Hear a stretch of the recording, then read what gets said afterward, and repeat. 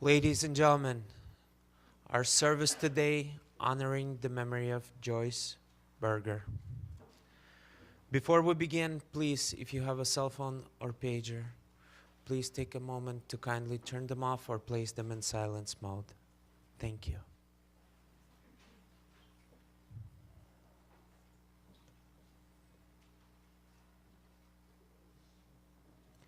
And at this time, I would like to invite Bob Berger, please.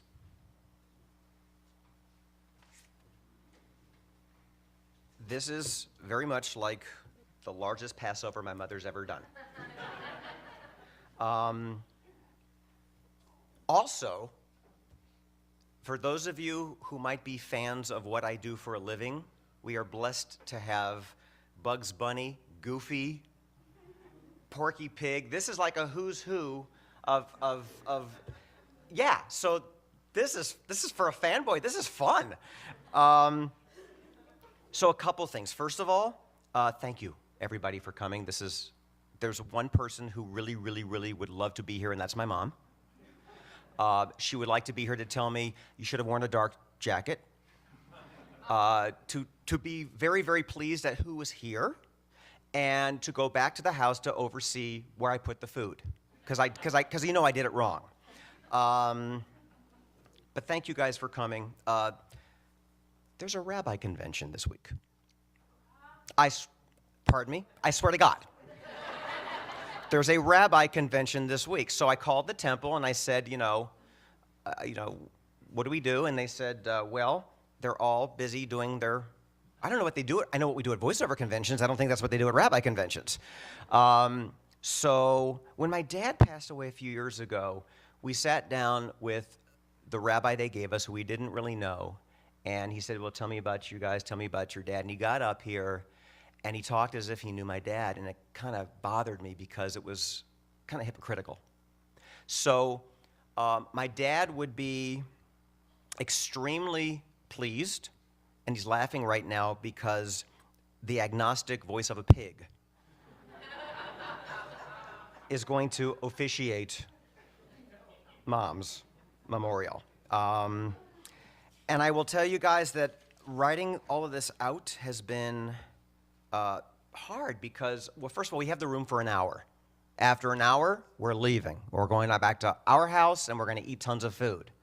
But as I'm editing this and figure out what do I say, what do I leave out, it became choppy, it became disjointed, and then I thought of just little bullet points. Some of you may know some of these stories. Some of you have never heard any of these stories. My mom had a favorite saying, it'll be fine. No matter what the it was. It could be an earthquake.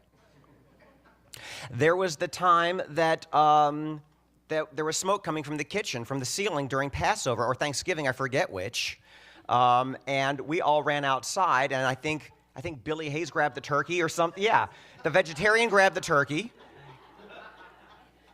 But it'll be fine. No matter what was going on, it'll be fine. My mom has to get transfusions. It'll be fine. Dad's getting dementia. It'll be fine. No matter. So when all is said and done, up on the hill, Mom's little plaque is going to say, Joyce Berger, it'll be fine. And we debated on.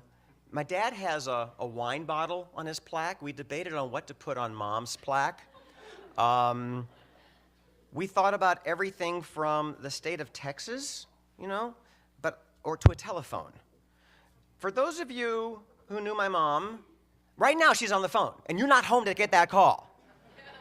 When I was little and they charged by minute, my dad, the phone would ring, or she'd call somebody, and he'd be like this, timing her. And he continued to do that, but after they stopped charging for minutes, just because he was just conditioned to say, get off the phone. We all kind of knew Mom was getting real sick towards the end when she didn't want to talk to anybody. And, for my mom not to eat or want to talk to anybody, it wasn't fine. We knew it wasn't fine. But, guys, she was a fighter. She was amazing that last week in the hospital.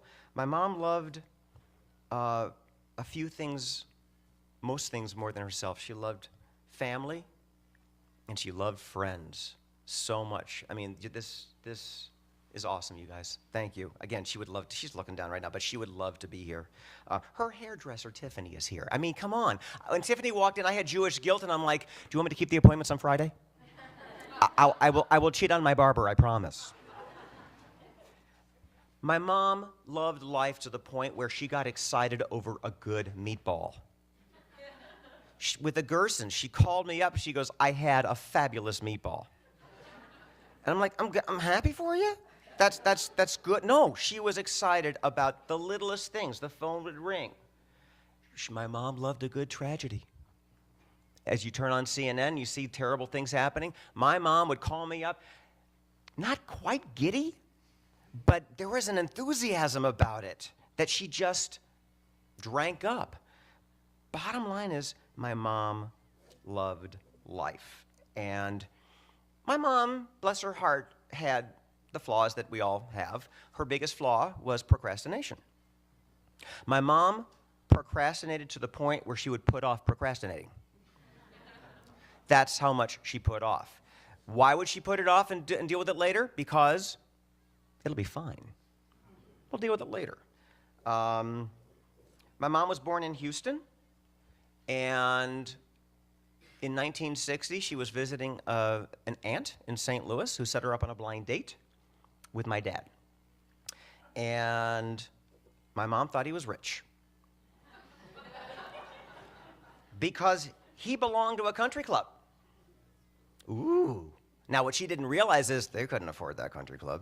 But everybody did, so you did it. It was kind of like Jewish peer pressure, that country club. And they were in the parking lot. They had like 6 dates before they said, I do. Long distance dates. They were making out in the parking lot, in the rich people's parking lot. And he said to her, he was 10 years older, he said, boy, if I wasn't so old, I'd ask you to marry me. And she said, if that's a proposal, I accept.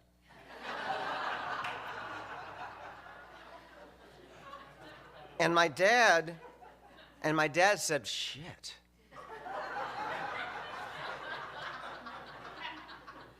But he was like the last one in his crowd to get married or to even talk about marriage. And, you know, he figured, okay, I guess I'd better do this. So on December 11th, 1960, they said, I do. And they were married, how many years, March? 54-ish? Almost 56. Okay, there you go. All right, I've got people in this room that can verify this. It's not a secret. Burgers are not easy.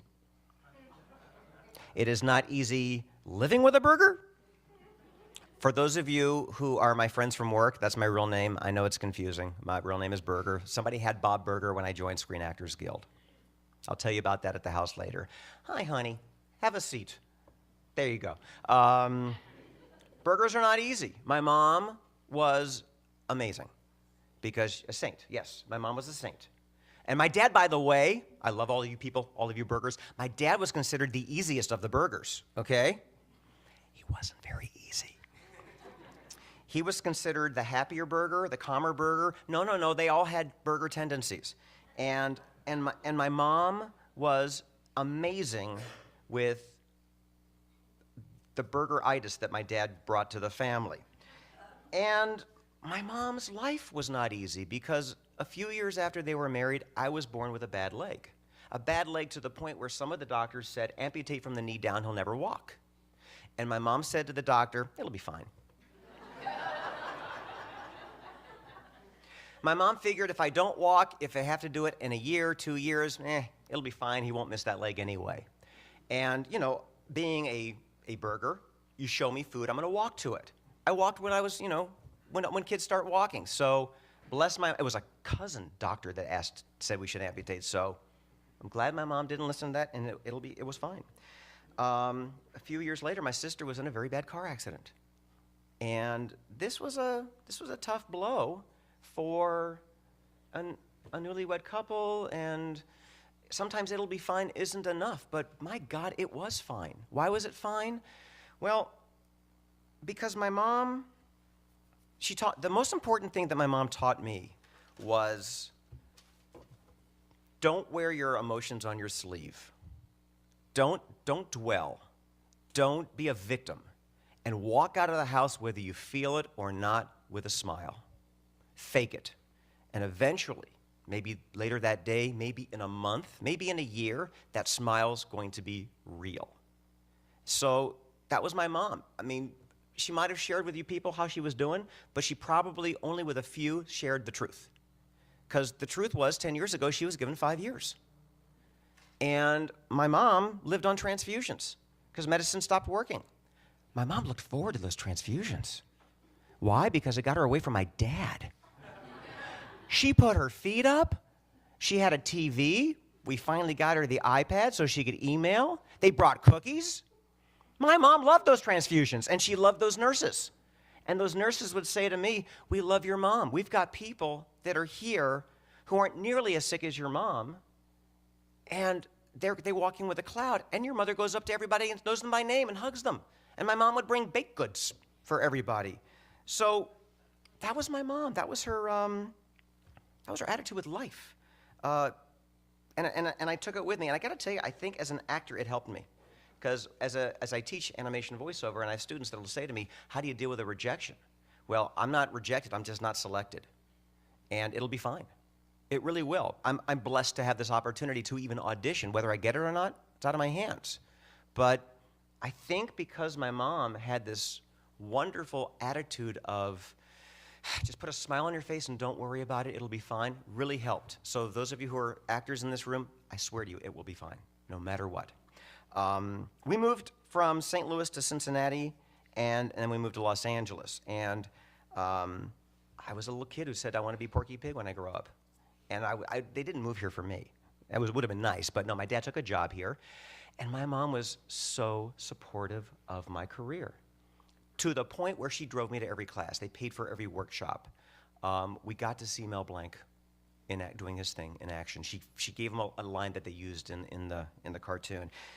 She was so supportive of my career, and never once did she think I wasn't going to do this. My dad, not so much. My dad never shared with me, but I think my dad was thinking in the back of his head, "Doctor, lawyer, doctor, lawyer, doctor, lawyer." I didn't go to college, and I announced to my parents in about 7th or 8th grade, "I'm not going to college." And my mom says, "You'll tell a Jewish mother you're not going to college, by the way." And she said, "How can you not go to college?" "Oh, you can't major in Porky Pig in college." "Why would I go to college? I want to work." And I got my first job a week out of high school, and she was extremely supportive. Everything. No matter what, it'll be fine.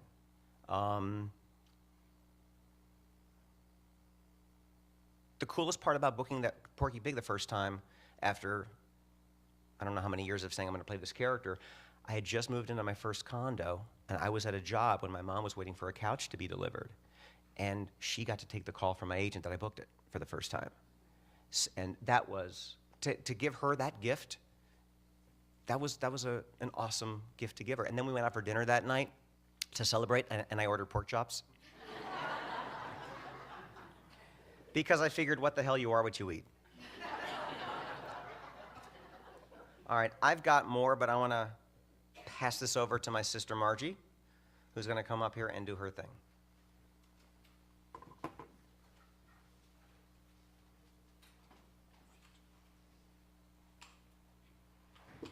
All right. I'm not as long or not as funny as the pig here. You're pretty funny. Thank you. There are many heroes in this world of ours. The men and women of our armed forces who fight for peace until the very end. The medical professionals who work so hard, give it their all to save lives that need to be saving. Like the doctors who fought to save my life on that fateful day in February 1966. The day when, at age 3, I was left in a coma following a traumatic brain injury. Throughout the years, Mom fought to make sure I had everything I needed to have a good life, whether it was finding the right rehabilitation or educational programs for me, or in the more recent years, convincing Social Security that I meet the requirements to receive benefits. She's always been there for me every step of the way. I wouldn't be here, the person I am today, if it hadn't been for my hero, my mother. All the love and encouragement she had given me and all the faith she's had in me all these years will remain in my memory forever. Thank you.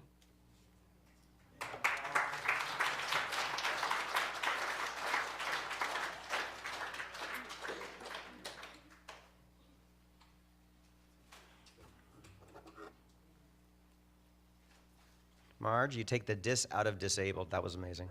Thank you. A few years ago, many years ago, I met this friend, Scott. Wow, this is the part I'm getting emotional about. And Scott came around a lot. Came to Thanksgivings, Passovers, anniversaries, birthdays, Mother's Day.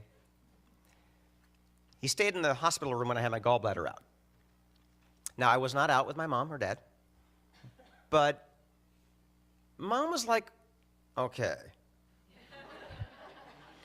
So she said, she came over one day, and we sat on the couch, and she said, I have to ask you about your friend Scott. I said, are you sure you want to ask this question? And she said, yes. I said, Mom, the answer is yes. She says, I haven't asked yet. I said, I'm sorry. She said, you and Scott, he hangs out a lot. I said, Mom, the answer is yes. She said, I haven't asked you yet. I said, I'm sorry. He comes to Mother's Day. He hangs out at the hospital when you have surgery. I mean, he's a really good friend, but I said, Mom, the answer is yes. She says, I haven't asked it yet. I said, I'm sorry. She said, are you and he? I said, Mom, the answer is yes. And she goes, oh my God. I said, well, Mom, this is why I didn't want to upset. She goes, no, sweetie, it's not that. It's not that. I have been so busy trying to set you up with nice Jewish girls. I know some lovely gay Jewish men.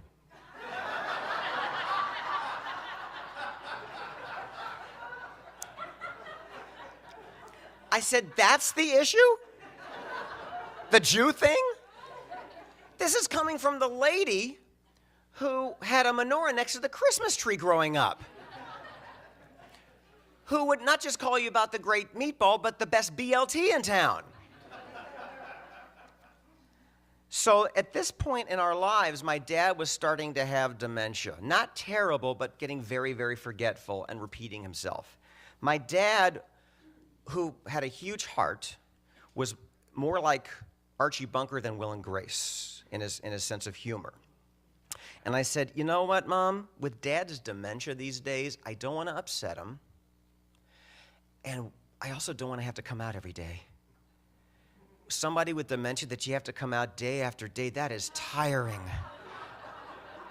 And I just don't have it in me. And so she said, nope, I get that. We'll just keep this our little secret. And when he keeps asking, I'll say, I don't know. Great. So my very, very, very dear friend, Scott, eventually moved in. And a few years after he moved in, the phone rings. It's Mom. We have a problem. I said, why are you whispering? She said, I don't want your father to hear me. I said, what's the problem? She goes, the air conditioning broke. I said, call a repairman.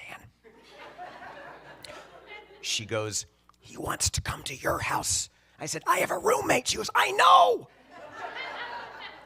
What do we do? I said, go to a damn movie. I don't care.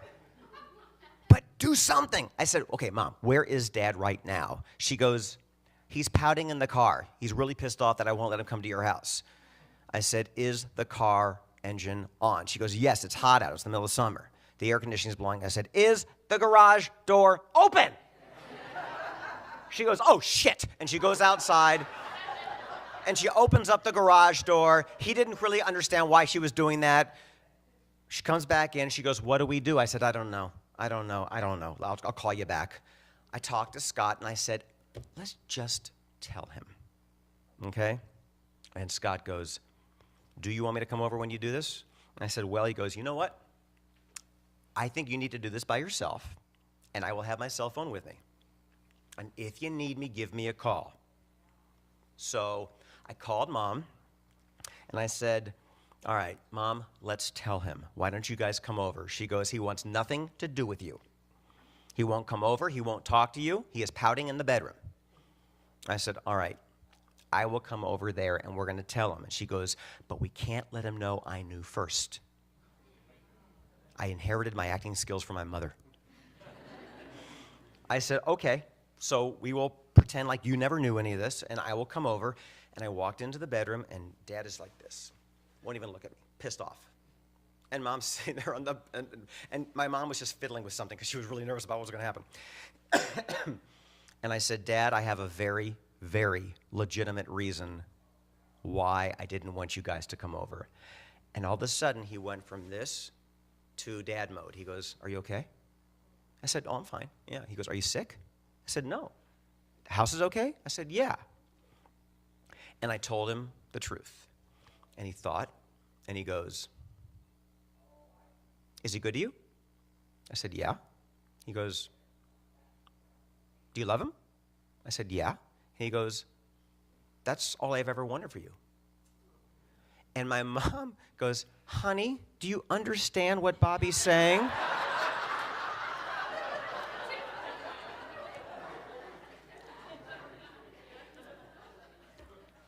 And he said, Joyce, I'm senile, not stupid.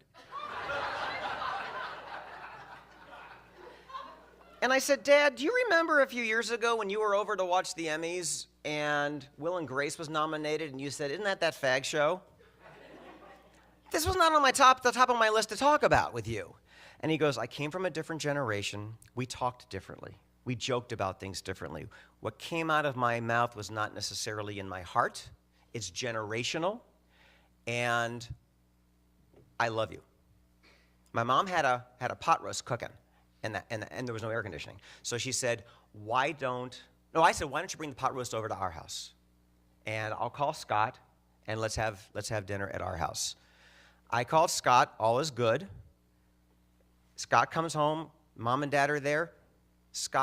Dad gave Scott a hug and said, welcome to the family. And from that point, then he went all P-flag on us. And for those of you who don't know what that means, he wanted, no, we don't either. It's like he wanted to march in parades. He wanted to go families of freaky kids or whatever. And I was like, Dad, we don't march in parades. We wouldn't go to a straight pride parade. It's not our thing. All right? The only time he and I have ever been to a gay bar, they had a fabulous brunch on Sundays. And it was empty because the people were partying till 4 a.m. and they didn't want brunch. They had really good French toast. So I had to educate him, not our thing. So from that point on, Scott was family. No matter, and he was referred to as the son-in-law. And of course, this is before it was legal. And sadly, my dad passed away before the laws changed. But Mom got to come to the wedding. And she was healthy that day. She was healthy leading up to it. Mom was quirky during that whole thing. We had the rehearsal dinner at her house. We wanted a taco truck. It was casual. My mom went out and got these red chili pepper nut dishes, 30 of them. And when we sold her house and we're moving her into the apartment, and I've got the box to donate, I'm putting the chili peppers in the donate box. She goes, what are you doing? I said, Mom, what are you going to do with 30 chili pepper nut dishes? She said, those are from your rehearsal dinner. I said, I was there, I know. They were from the rehearsal dinner. What are you going to do with 30? What are you going to do with one? She goes, I want those. I said, will you take one? She goes, yes, but I want them to go to a good home. They went to the Jewish women's whatever, and so hopefully somebody got 29 fabulous and didn't separate them because Mom wanted them all together. All right, speaking of my amazing husband, he is next on the list to come up and talk. Are you ready, my friend? Yeah, you are. This is Scott.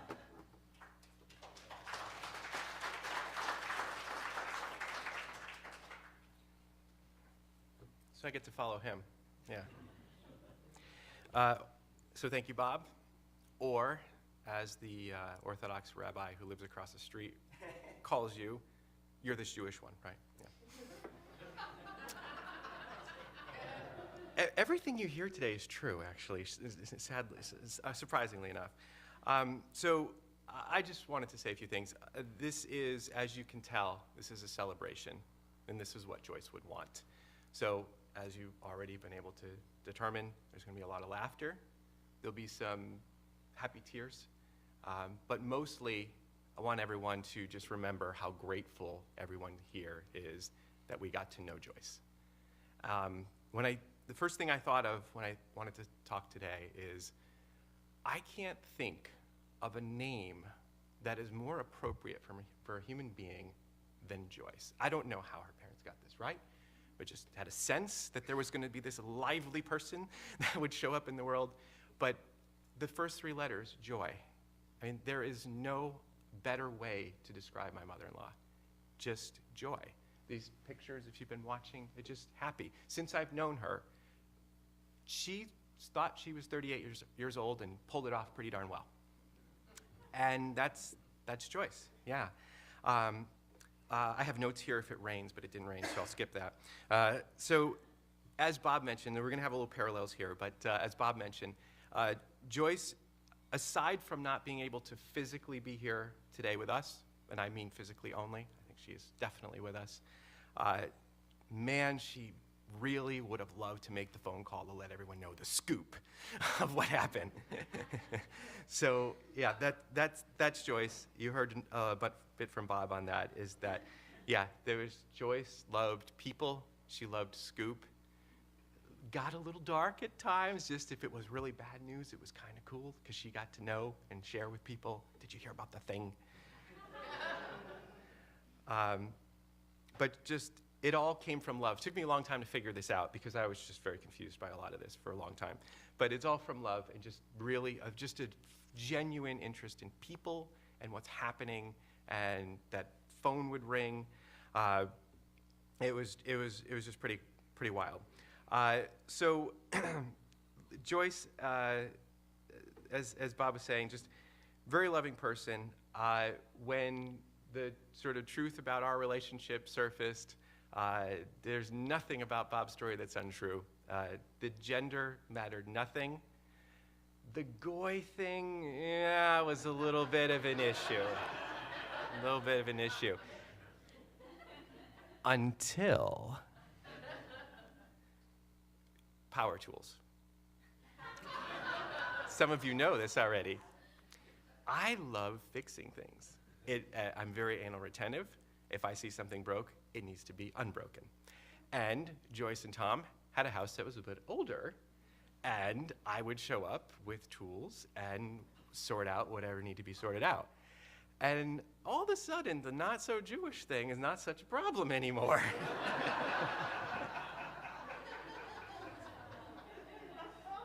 And I'm very happy that we had such a great relationship that very, very soon in, Joyce was comfortable enough that Bob would be teaching or have meetings or on a business trip, and I'd show up for dinner, and I'd say, where's my list? And she kept a list.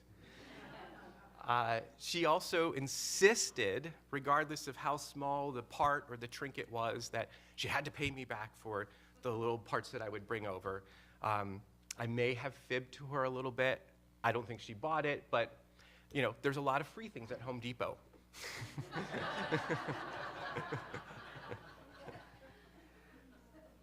But yeah, that was our Joyce. Family celebrations. So yes, I did show up to things from day one. Thanksgiving, birthdays, holidays, Passover. What's Passover? It's not ours. So, all fairness here, it's a very truthful day today. You dropped 3 bombs that we're probably going to have to pay extra for the room. So, yeah, I'm recovering Catholic. So, a lot of parallels, though, I learned over the years. It's not that dissimilar. And so, what's Passover? So, as it's known in our house, just because I get confused easily, Juicer. And people get confused because I think things have been translated and handed down over the years. So what very few families understand, but the Bergers were just all over, is that the part of the Passover celebration where you get to the 4 questions. I think the scroll was a cut in the scroll or something, and somebody missed. But you're meant to do a game during the 4 questions. So for our first Passover, Bob's explaining the situation. Here's what Passover is. Here's what it's about. There's books. There's talking. It goes on for a while. You're going to eat gefilte fish and all these other things. And there's these 4 questions, and we do a little thing. It's like, I can get on board with this. So the very first Passover we did Pesach, Passover, and password, excuse me. And we did a little game show theme. And you'll see in this montage here, we had Jewish American Idol. We had 25,000 Gelt Pyramid. We had YouTube one year. That's when we got really modern and we had like a television screen and not just some paper cards. But we did have that one. You already been irreverent enough. So that was sort of how I sort of fit into this family and how loving and accepting and awesome that Joyce is. I'm from New England, so I'm a little bit more on the reserved side. And I have to be honest, I was always a little nervous going over to Joyce's house. Not because I wasn't loved, but there was just a lot of commotion. There was just a lot of commotion. And then if you thought like there was yelling from room to room, if that wasn't like, then the whole thing would just jump a level if that phone rang. And when that phone rang, it would be, phone, what? I got it. Who's going to get it? I got it. Do you want me to get it? No. What? Phone? Phone? And I was just like, oh my goodness. And the next part, this would be the only thing you hear today that's not true. But in my mind, it's true. In my mind's eye, I have witnessed Joyce do Olympic hurdles over furniture to make sure that that phone is answered, because heaven forbid the machine should grab it and you miss out on whatever's on the other end of that call. Didn't actually happen, but I picture it very vividly. So, and the reason why is Joyce just loved people. She loved everybody here. She'd, again, be very grateful to be joining this party today and having comments about the party today. But I want to, in closing, just say how much I love Joyce. She will be missed. There are always things you wish you had said, but my biggest emotion when I think of Joyce is gratitude. I'm so grateful for the 15 years that I got to spend with her. And I will try my best to put some joy into my life every day.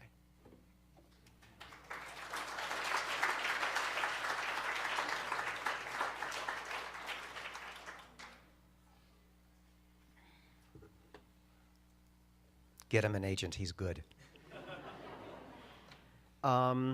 Just before Mom got really, really sick, I got to bring her to a recording session. She had never been to a Looney Tunes recording session. And it was awesome. She got to watch Jeffy and me and Colette and Matt, and we were doing our thing. And she was just sitting back there having the best time. So proud. I was having a terrible session because I had to sing. And I sing okay in character, but this was like it was like Gilbert and Sullivan meets Les Mis, and it was just all over the place. And I was just really nervous, and between our director, Colette, and my mom, they put me at ease. You know, that's what moms do. That's what a good director does. She put me at ease, and it was just awesome. And it was great to have Jeffy there. And we went to, oh, God. So after my dad died, like the day after my dad died, I was booked to do the letter calling at a charity event for drag queen bingo. And I said, well, Mom, and Mom was supposed to go. And I said, you don't want to go to this, do you? She goes, oh, yeah, I do want to go. She goes, your dad would love that I'm going to this. She goes, but you can't tell the family. I said, why? She goes, Sue will judge me. The cousins will judge me. It's terrible. Your husband died. You don't go to drag queen bingo right afterwards. And I said, that day, I said, I will never tell the family until I can. And she had an awesome time. She had the best time. And we did it, not even a year ago. Jeff and I was Bugs Bunny and Porky Pig calling bingo numbers, and Mom was right down there. And the drag queen, I had to go like this on the boobs to see Mom because they were so pronounced, but she had a blast. She had such a great time. Mom loved to have fun. You saw some clips of her a couple of years ago. Scott was in Switzerland. She was my date at the Emmys. And I've been nominated twice, and I did not take my mother to the Emmys when I was nominated twice, which, you lose your Jewish son card when you don't do stuff like that. So I got to take her to the Emmys, and as they were cutting to commercial, you'll see it again, she walked in front of the grandstand, and I said, "Ladies and gentlemen, Porky Pig's mother." And they're like, "Hey!" Like it's some huge star. And she was like, "Hi, how are you?" It was great. She had the best time. We have the room until 12:30, and there's a few people who have asked to come up here and speak. If other people want to, too, as long as we're out of here by 12:30, because I think there's another family coming in. But the first person I would like to call up is our dear friend Yolanda Dave. Keep it funny, Yolanda.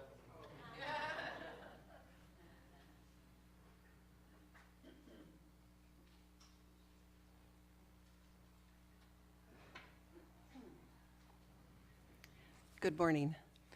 My name is Yolanda Dave, former Spanish teacher from Taft High School, and that's where I met Joyce. Our relationship, our friendship lasted 40 years. By being there, she demonstrated to me how much she loved her kids, because she was there to do whatever she could do to help them while they were in school, to get the right teachers, etc. It's wonderful. Bob was in my class, and he was president of the Spanish Club. And soon we were invited to Tom and Bob's house for some club fun activities. And they provided, always, from the very beginning, a warm, welcoming environment for their kids and their friends. I also had the pleasure of eating her delicious food after 30 years of Passover dinners that were incredible. I will never forget the hand-crocheted baby blanket that Margie delivered to my hospital room when I had my first child.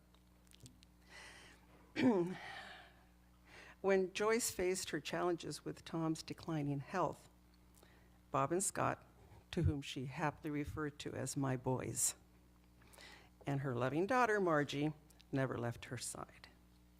They all rose to the occasion and alleviated as much as possible all her responsibilities. I read an article recently that said, good kids come from good parenting. In this case, excellent parenting. She was so happy when Bob met Scott. She proudly said, "Scott can fix anything." And we didn't coordinate this. Without being asked. She so loved him, and she said so. What I'm trying to say to you is, my life has been richer and fuller because of Joyce and her family. An unbelievable inner strength and positivity that you mentioned. We laughed together, we celebrated together. We loved each other. And I was blessed. Thank you.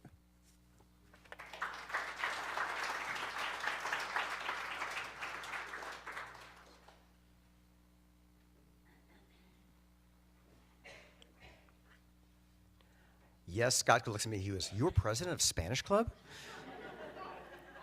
I was. Let me tell you what I got out of my Spanish education. Well, first of all, every time I took Yolanda's class, she had a child, and she left. I had nothing to do with that, but I took it very personally. And we had horrible, horrible substitutes. And we were all becoming family friends, so I would tell her, horrible substitutes. But this is what I got out of Yolanda. Well, a couple things. First of all, I started to understand what Ricky Ricardo was saying when he was screaming in Spanish to Lucy. And it always started with, "Look at what you've done." Watch it. It's a great education. It also helped me when I voiced Speedy Gonzalez, because I needed to know a little bit of Spanish. I never knew what he was saying, and he wasn't saying that much. Most of it was English, it was like Spanglish. But also, when your mom is friends with your teacher, mom knows what happened before I could tell her. So I'd come home and she'd go, "How'd that Spanish test go?" Guess you talked with Yolanda today, didn't you, Ma? I mentioned I didn't go to college. I went to Valley College for about an hour and 2 minutes, but I lied to my mother and told her that I was going to CSUN. I went to the school and I bought the books, and I left every day as if I was going to CSUN. Because I was a tour guide at Universal Studios. She knew I was a tour guide at Universal Studios, but she didn't think I was going to Universal every day. She thought I was going to school. So one day I forgot the books. And I mentioned, oh, Mom, big test, huge test. Got to study. She goes, "How'd the study go?" I said, "Great, had a study group. It was terrific." And she goes, "You're not going to school, are you?" I was like, "No, I'm not."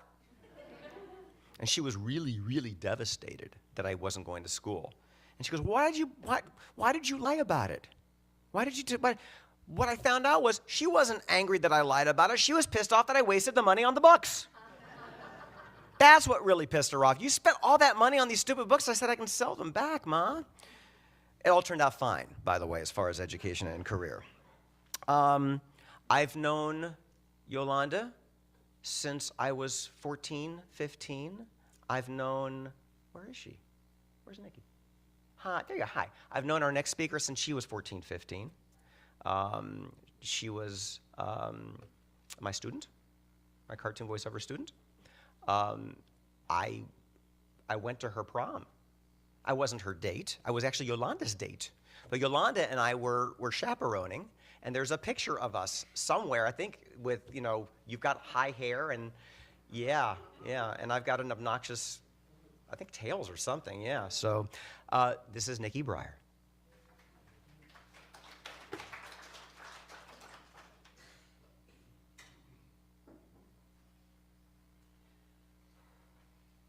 Hi.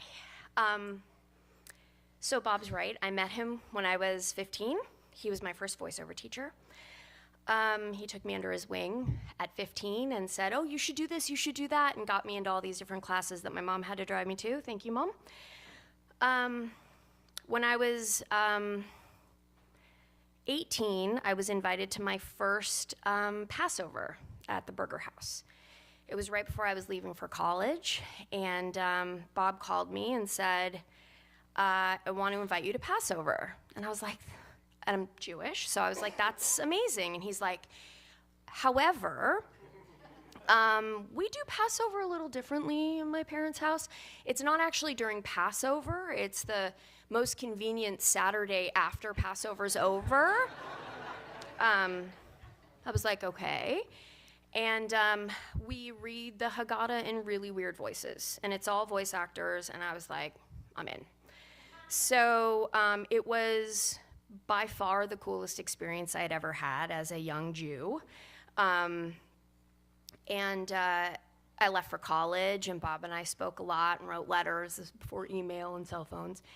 And when I got back from college, I was invited to Thanksgiving and Passover every year at the Berger house. And Joyce was like a second mom to me. I'm sorry.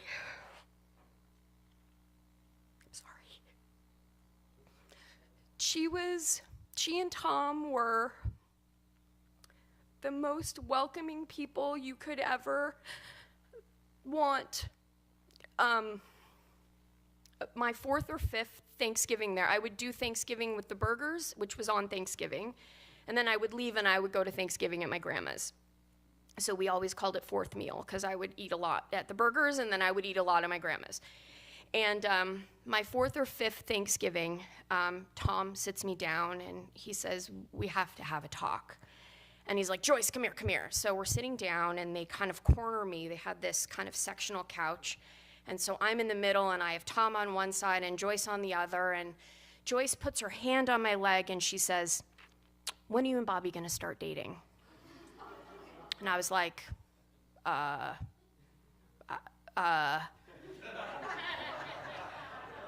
and that was all I could get out. So shoved a bunch of M&Ms in my mouth and ran away quickly.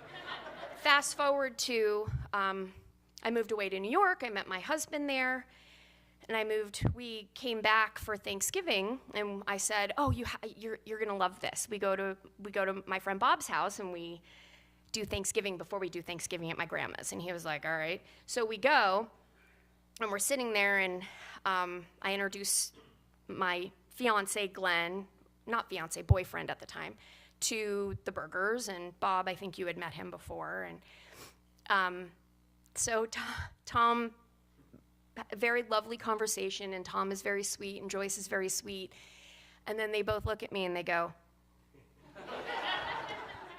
So I, walk over, and Tom puts his arm on my hand on my arm.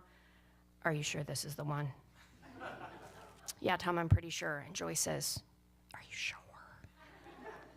Yeah, Joyce, I'm sure. And she goes, all right. So I have my first daughter, and Joyce wants to take me out to lunch. My only daughter, I only have one daughter, but she takes me out to lunch, and I have this baby, and we're having this lovely lunch, and she says, so I guess it's too late for Bobby then? And I said, I think it's probably too late now. And can I swear here? Okay, I was the best bitch at the wedding, at Bob and Scott's wedding, and Joyce comes up to me. Well, at my wedding, I should say, as we're walking down the aisle, my dad stops. My soon-to-be husband's here. We're walking down the aisle, and with my dad and I, and he stops and sees Bob, and he goes, we always thought this would be you. And then, walks on, and so at Bob and Scott's wedding, Joyce walks up to me, and she puts her hand on my shoulder, and she said, I'm really lucky. And I said, you are really lucky. And she said, if it couldn't be you, I'm glad it's Scott. I said, me too. I got to talk to her about a week before she passed away, and we had the most lovely conversation, and the whole conversation was about her kids. Some about my kids, but mostly about her kids. She was so proud of you guys. She talked about getting the call about Porky Pig. She talked about how great you were doing, Margie, and I'm gonna miss her a lot. And I think she would love this. I think she'd want more swearing, but I think she would love this. So, thank you.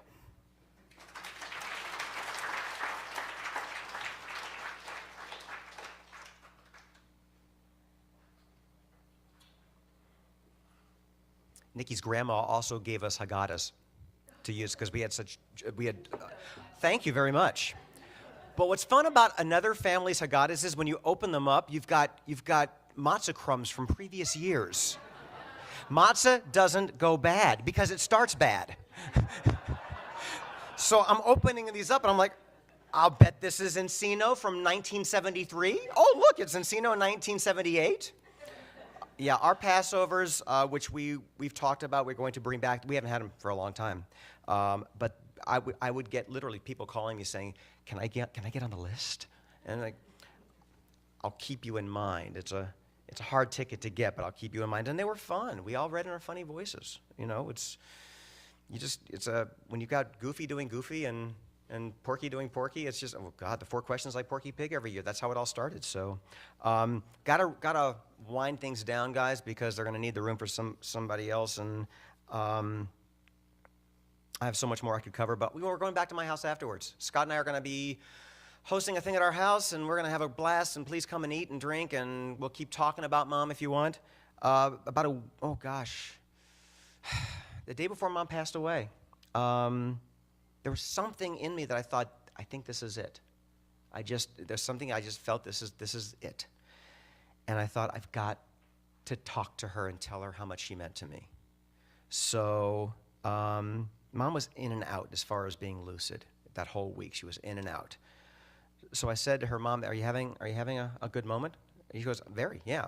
And I actually recorded it. I put my phone on record, so I got a video of this. And she was on oxygen. She could barely breathe, and she wasn't eating. She was very, very sick. And I said to her, I just want you to know that I love you. And you have been a perfect mother. You have been a perfect mother-in-law. And I saw, I said, trust me, we're going to take care of Margie. We are going to she's going to be, Margie's great. We're going to take care of Margie. And I saw this look in her eyes, and she went from, I'm sick in the hospital, and this just look of pure, I was trying to think of the most appropriate way she looked. She didn't say it, but she just gave me a look, and as if she was saying, it'll be fine. And that was the day before she passed away, and I was blessed to have that moment with her. I skipped so much. I have to end it a little Jewy. I'm sorry. You got these fun little blue books, all right? If you go to page 23,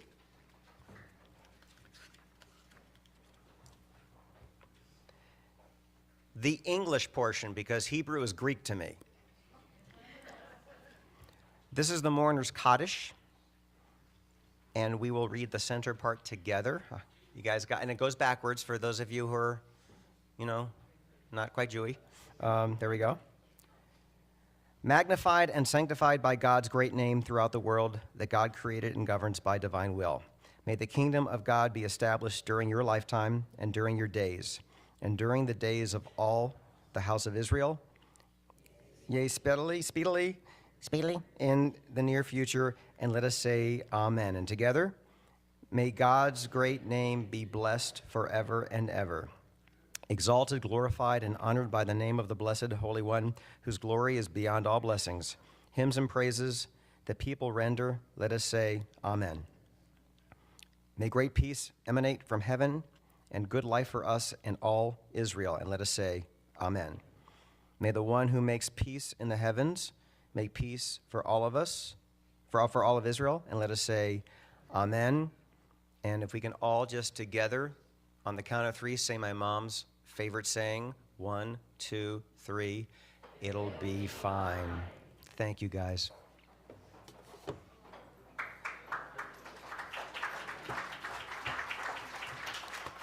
Hold tight. Eugene's going to say some stuff, and he's going to give you instructions and things, and then we're going to our house, and we're going to eat like pigs.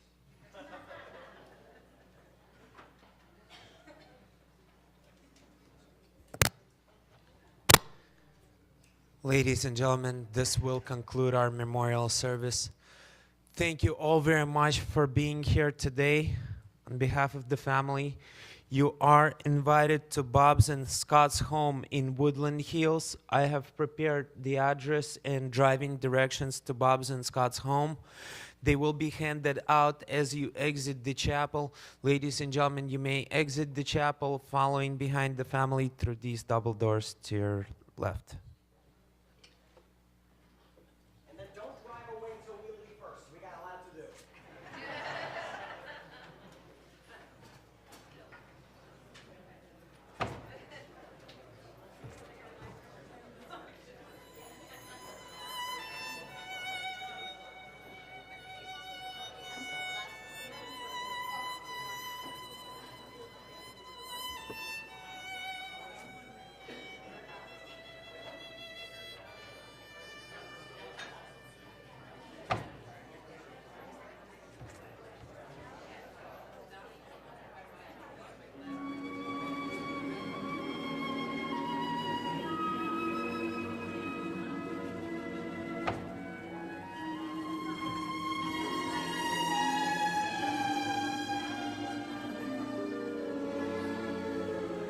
They say that falling in love is wonderful. It's wonderful. So they say.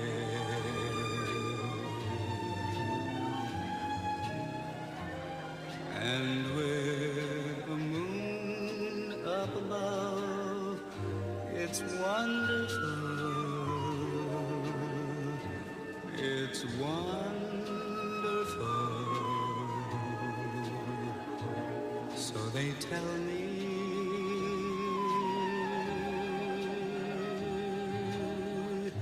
I can't recall who said it. I know I never read it. I only know they tell me that love is grand. And this thing that's known as romance is wonderful, wonderful in every way, so they say.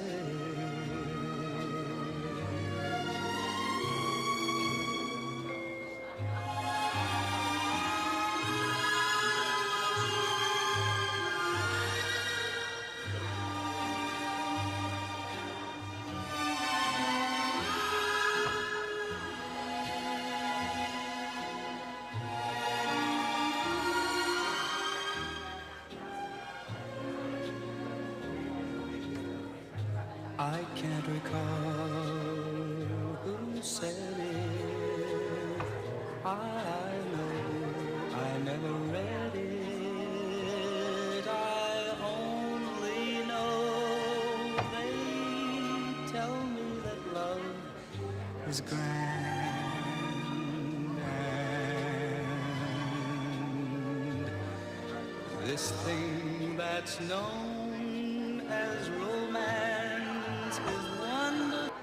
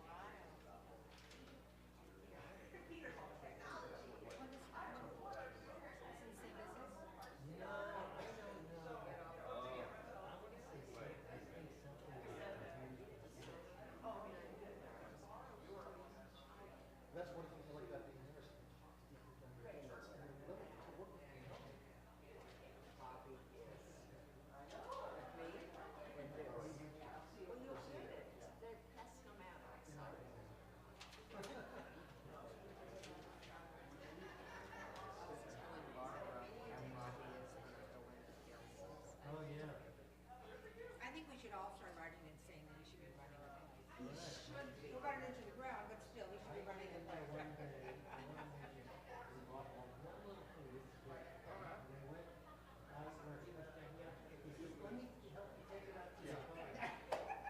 was so funny. No, no, no. I told him, do you know that he's not speaking? I know. And he would never take it at the beginning and now. Because if he goes out, just oh my God. Were you ever passed over? Were you ever passed over?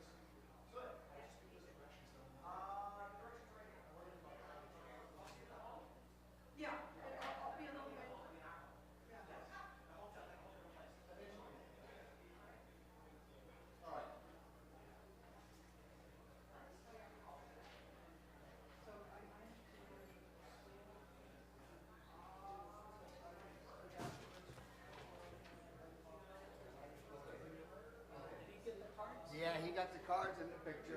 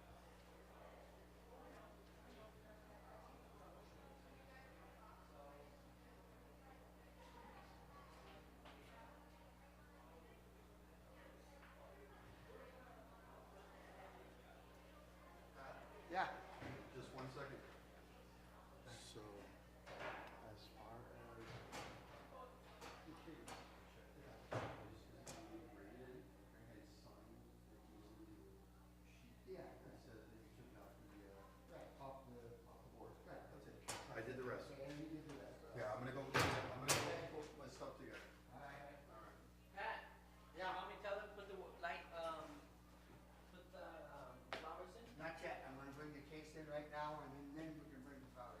Okay. Get the case right now. All right. It's already been checked out and ready to go. Okay. Oh. Pardon me?